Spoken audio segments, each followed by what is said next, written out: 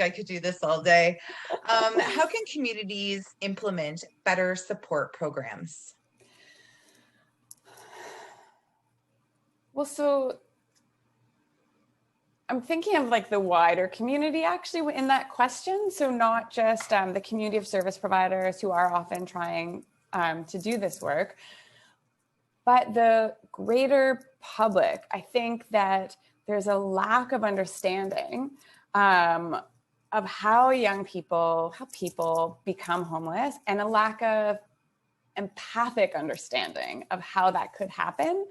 And so, for example, going back to the parks and facilities bylaw infraction, in Peterborough, as in other places, if as a mother I'm in the park with my kids and I come across an encampment, one of the things that I don't do, but I could do, is call the police.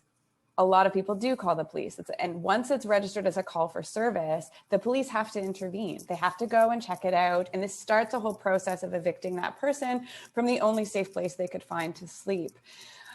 I think, something that we could do is see that as a community, that we have created conditions that produce the result that there's a person sleeping in the camp, and that our response must not be to criminalize that person for doing the only thing that we left as an option for them, but to push harder to develop solutions, like to develop housing, to have opportunities to have rent-controlled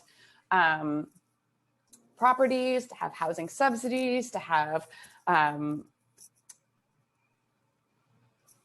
range of different kinds of supported housing models, but that I don't think people in the middle class, for example, I'm pointing to myself, people like me are really advocating for those kinds of things, because they don't see it as a problem necessarily. And when they do see it as a problem, it's this sort of selfish orientation to, oh, it's a problem for me and my kids because we want to play in Jackson Park and go everywhere.